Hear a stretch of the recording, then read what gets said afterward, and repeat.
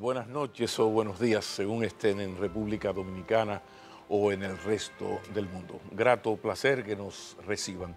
En esta oportunidad tenemos un buen invitado, un invitado de excepción, un joven político, referencia obligada cuando pensamos en el político que queremos los dominicanos que vaya surgiendo de los respectivos partidos. Se llama Juan Ariel Jiménez Núñez, fue ministro de Economía del gobierno del PLD y es el vicepresidente del Partido de la Liberación Dominicana. O sea que tenemos temas para conversar con Juan Ariel, comenzando por su partido, porque en su partido uno ve una especie, en esta semana se ha puesto en evidencia una especie como de rebelión de generales, no aquella rebelión de los sargentos en Cuba, sino una rebelión de generales. Hay problemas entre parte del comité político y el candidato Abel Martínez, una lamentable renuncia del jefe de la campaña,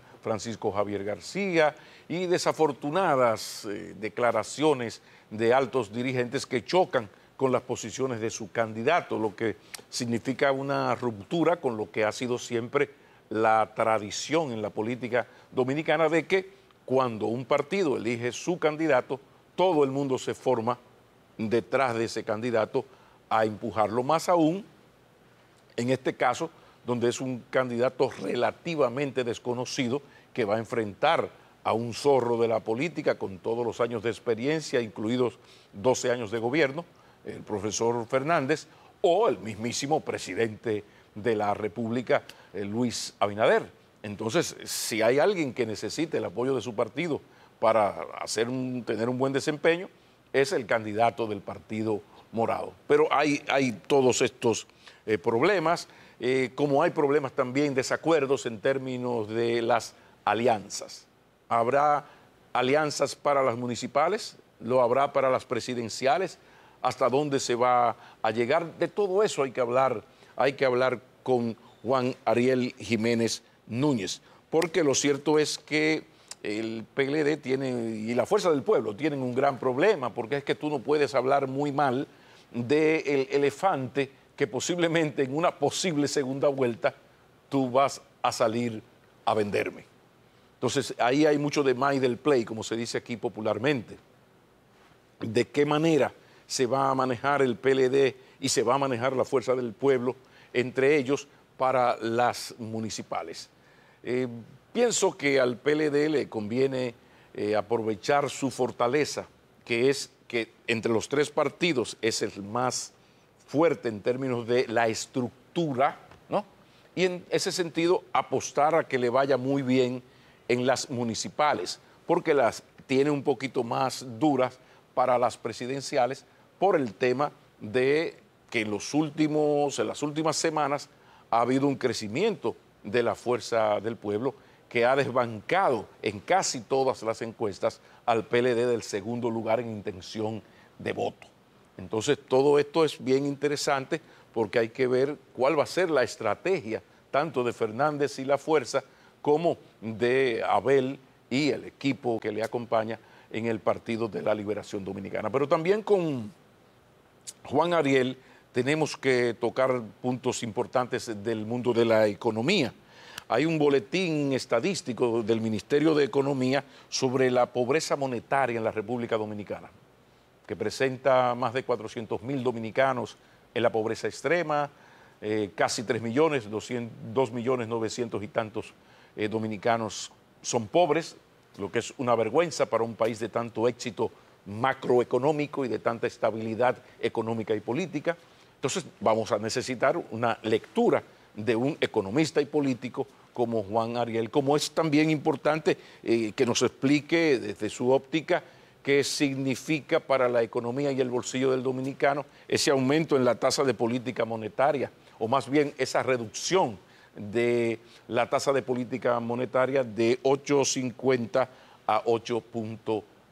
Como ven, son muchísimos temas que no se puede quedar el tema de la educación, que sabemos que personalmente es un tema que Juan Ariel Jiménez Núñez le da especial seguimiento. O sea que ahí está el menú de una conversación que tendremos con el vicepresidente del PLD y exministro de Economía, Juan Ariel Jiménez Núñez, después de la pausa. Con su permiso. Continuamos y recibimos a Juan Ariel Jiménez Núñez. Bienvenido, un placer, ¿eh? Gracias, Pablo. El placer es mío. Bien, ¿la familia está bien? Bien, gracias a Dios. ¿Santa Madre está bien? Y muy contenta de que siempre mencionas el Núñez. Sí, no, eso no se queda, eso no se queda.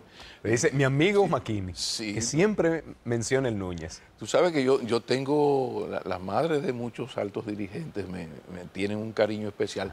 Yo siempre recuerdo a doña Rosa, porque yo a Carolina siempre le dije Mejía Gómez. Entonces había un cariño a partir, pero además un homenaje más que merecido, caramba. Absolutamente, una gran mujer, una gran persona. Claro, tremendo ser humano.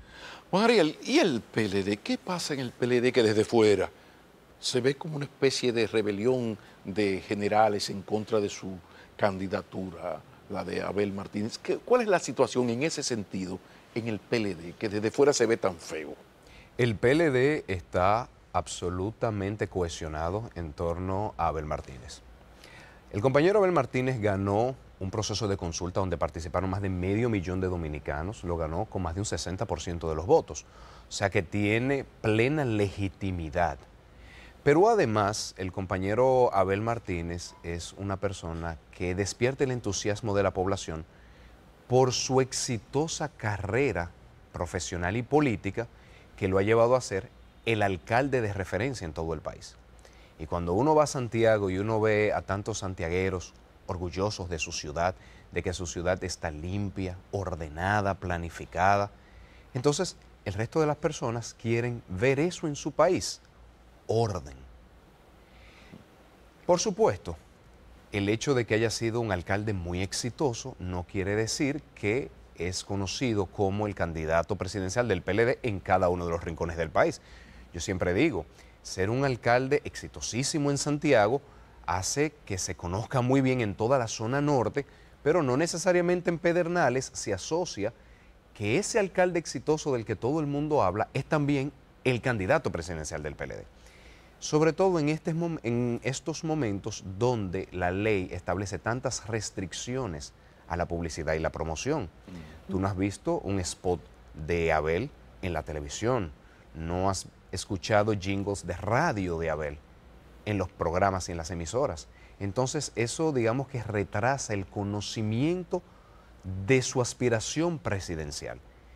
Y eso será posible en la medida en que ya la ley, a partir de este verano, abre el periodo de precampaña y ya se puede dar una difusión masiva de su propuesta y de su candidatura. O sea, ustedes aspiran además a un repunte, que cuando se abran las compuertas de la publicidad y la propaganda, haya ese tipo de reacción.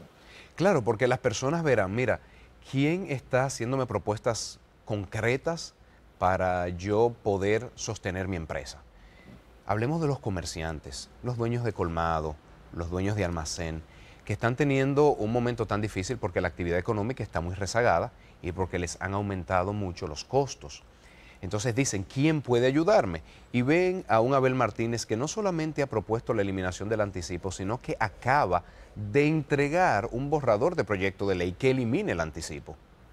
Entonces, eso es una propuesta concreta. Ya la gente ve y los distintos sectores de la sociedad van viendo a una persona que asume como propia sus inquietudes, sus problemas. ¿Y no se le hizo tarde a un candidato del PLD hablar de eliminar el anticipo cuando viene de 16 años de gobierno del PLD que terminaron ayer en la tarde, en el 20? Bueno, lo que pasa es que ese anticipo fue eliminado para las personas físicas y jurídicas con ventas de menos de 8.7 millones de pesos. Okay. En el año 2019, cuando se emite el decreto 165-19, se elimina el anticipo y se sustituye por el famoso PCT. Exacto. O el RCT, Régimen Simplificado de Tributación. En el año 2020, como parte de las medidas por el COVID, se elimina el anticipo. Entonces digamos que es un proceso gradual donde las finanzas públicas no se le puede dar un choque. Se toma, digamos, una primera medida de eliminación para las personas físicas y jurídicas, dígase para las empresas y las personas físicas, que venden menos de 8.7 millones, se ve cómo van acogiendo este nuevo esquema tributario, se pasa a las empresas medianas y eventualmente se puede pasar y generalizar a todo el sector empresarial. Digamos que es una medida escalonada y sobre todo ahora se puede realizar porque ya el gobierno puede fácilmente obtener liquidez. Yo quisiera que se sepa que el anticipo no es más que un préstamo a tasa cero que le hacen las empresas y las personas al gobierno, porque lo van a descontar al año siguiente. Claro. Eso es un préstamo. Sí, pero muy abusivo. O sea, Lo único, por ejemplo, en el caso de nosotros, tú me colocas 100,000 pesos de publicidad y de entrada tú a mí no me has pagado un chele, ni piensa pagar posiblemente, y yo tengo 18,000 pesos abajo. O sea, es una cosa que golpea a la micro, sobre todo a la micro y a la pequeña, mediana empresa. Exactamente. Duro. Entonces, ¿qué está pasando, Pablo? Que muchas empresas tienen que endeudarse para pagar el anticipo. Porque dicen, mira, si yo me atraso un día, tengo que pagar mora, tengo que pagar recargos, y cuando vengo a ver, tengo una bola de nieve en una deuda en DGI. Claro. Entonces se endeudan para pagar el anticipo. Pero cuando se endeudan para pagar el anticipo, ahora mismo están viendo unas tasas de interés muy altas. Mientras que el gobierno tiene más de 100,000 millones de pesos de exceso de liquidez en caja. Entonces, en momentos como este, no es eficiente poner al sector privado a endeudarse para darle flujo financiero a un gobierno que ya tiene flujo financiero. Sí, pero me llevaste a tu campo y yo no quiero entrar a la economía todavía. Estamos en PLD y en la rebelión de los generales. Insisto en que se percibe que hay contradicciones en ese PLD, en la cúpula, parte de la cúpula del PLD, con el candidato presidencial. Hay unas desafortunadas declaraciones del presidente Medina que hasta que alguien me pruebe lo contrario, yo sospecho que eso no fue lo que él quiso decir. Vamos a empezar por el presidente del partido y el secretario general. Lo que han dicho es que en la fase de la campaña en la que estamos, a la candidatura de Abel Martínez hay que trabajarle e invertirle en el aumento del conocimiento de la marca, porque hay muchas personas simpatizantes del PLD que todavía no saben que ese es el candidato presidencial. Entonces, lo que ellos dicen, y a veces dan hasta porcentajes específicos de cantidad de simpatizantes que no saben que el candidato presidencial es Abel Martínez. Eso no quiere decir que tengan ningún tipo de contradicción con él, al contrario, están trabajando muy cohesionados. Tú sabes que el PLD, si algo tiene, que es a veces hasta excesivamente disciplinado y jerárquico, entonces no se dan ese tipo de cosas. Y con el compañero Francisco Javier, una persona del afecto de todos en el partido y el respeto, porque ha tenido una trayectoria de aportes al partido y de muchos éxitos en campaña precisamente. Él ya ha dicho públicamente que va a estar plenamente integrado, no solamente en la campaña de Abel Martínez, sino en las distintas campañas senatoriales, a diputados, a alcaldes, a distritos municipales, pero en un rol distinto. Él entendió que la mejor forma de aportar en esta etapa del partido no era como jefe de campaña del candidato presidencial, sino como una persona que contribuye al resto de candidaturas que tiene el partido, incluyendo la de Abel Martínez. ¿Y hasta dónde es cierto que hubo un recelo de parte del equipo de Abel Martínez, porque lo que veía en Francisco Javier García era como el interés de estar sembrando para su candidatura, precandidatura del 28, más que apoyar a Abel en el 24? ¿Qué hay de cierto en ese rumor? Para nada, y la opinión de más de uno. Lo que pasa es que cuando el compañero Francisco Javier, al igual que cada uno de nosotros, va a los distintos pueblos, va a comunicarse con la dirigencia, a decirles y a explicarles el momento político en el que estamos viviendo, y también aprovechan para enfatizar la candidatura de Abel Martínez. Pero no tengo ninguna sospecha de que haya personas que estén apostando a una futura candidatura, no. Todos en el PLD estamos muy conscientes de la importancia de la candidatura de Abel Martínez, no solamente para el partido, sino para el país, porque, insisto, es una persona que podrá, conjuntamente con su equipo, devolverle la tranquilidad económica a tantas familias, a que la República Dominicana vuelva a ser uno de los países de menor aumento de precios en toda la región, no como somos ahora. Ahora somos el segundo país donde más han aumentado los precios en Centroamérica desde que el PRM tomó el poder, 21%. Muy por encima de Guatemala, de Honduras, de Costa Rica, de Panamá, de El Salvador, solamente por debajo de Nicaragua. Entonces, esa población dominicana que está siendo tan afectada por los aumentos de precios y que solamente escucha excusas. La guerra Rusia-Ucrania. La inflación se disparó mucho antes de la guerra Rusia-Ucrania. La inflación más alta se registró en los primeros meses del año 2021, que alcanzó 10.5%, casi un año antes de la guerra Rusia-Ucrania. La inflación interanual. Cuando se dice, bueno, los precios del petróleo, ciertamente han aumentado, llegaron hasta $115. En gobiernos pasados del PLD llegaron a $150.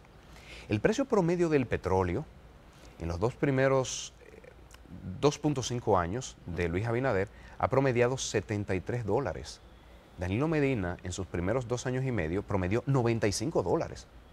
Más de $20 por encima. ¿Y cuál explicación tienen ustedes para ese comportamiento que afirma? Sobre todo la política agropecuaria. Desde el inicio el gobierno fue muy enfático en promover las importaciones. Tú recordarás los videos de los productores de zanahoria, de papa, de cebolla que estaban tirando su producción a la calle en protesta porque le estaban trayendo importaciones en meses donde competía con la cosecha dominicana. Entonces eso lleva a la quiebra a muchos productores agropecuarios. Recordarás también los videos de asociaciones de campesinos que se estaban quejando de que a los inicios de este gobierno se les retiraron los equipos que le entregaron en la visita sorpresa. Eso afecta a la productividad. Entonces, cuando tú reduces la oferta, obviamente van a aumentar los precios. Eso es economía 101.